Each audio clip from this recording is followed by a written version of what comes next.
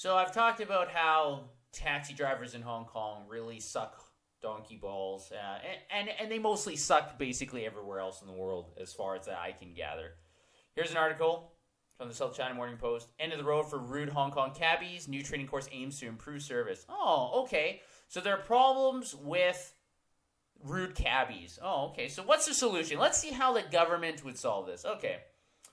A new training course for taxi drivers aims to improve standards of service. Upon completion of the 4-hour course, drivers will receive a certificate and be recognized on a smartphone app launched in May. Wow, amazing. They will get a piece of paper, and this piece of paper is going to show that they're not fuckers. Is that how this is going to work?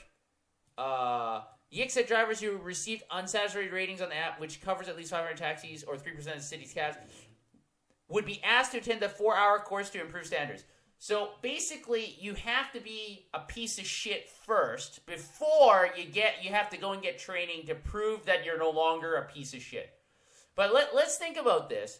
It would cover 3% of the cabs. Okay, let's think about this if we were a business. Let's take McDonald's, for example. Imagine if you only knew if your workers were rude in 3% of the restaurants. Okay? They only had cameras, or they had comment cards, or for whatever reason, you only could tell from 3% of your restaurants how your staff were behaving. You know what that would be called? That would be called a bankruptcy. Because if you treat your customers poorly and you couldn't actually change it, then people would stop going to your restaurant. And you would go out of business. It's really simple.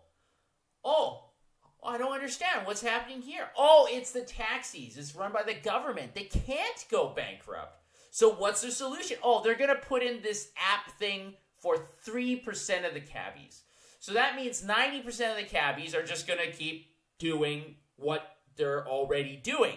So if they're motherfucking pieces of shit, 97% of them are still going to be motherfucking pieces of shit. And for the other 3% motherfucking pieces of shit that do get caught because they do have this app that is connected to their vehicle somehow, then they have to take a course, and it's only 4 hours. And then it gives you a piece of paper saying that you're no longer a big fucker. Do you remember those jerks in schools? Or those people you didn't like that you weren't friends with because they were mean, or bullies, or just violent people? Do you remember those people?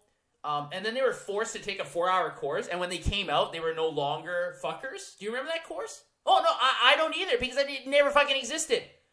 If you are a rude driver, or you're a driver who steals, or misleads, or takes the long route around, or you refuse fares, okay, taking a 4-hour course is not going to change that. It's because that person is a jerk. That's what we call them. We call them jerks. And when they're jerks, you know what you do? You don't have to be friends with them. You don't deal with them. You avoid them. And if you see them at places that you buy things, you know what you do? You tell the manager. You write a comment card. You write a letter. Or the best thing to do is you stop spending your money there, because then the companies will have to adjust. But once again, the government has no risk or reward really in this. So once again, their solution, quote unquote, is basically to do nothing at all. Very good. You win again, Hong Kong Transport Department. Yeah. So fuck you.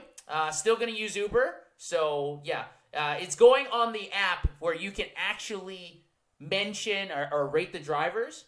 Well, you know what else is on apps? Uber. So way to go, Hong Kong Transport Department. You failed horribly once again.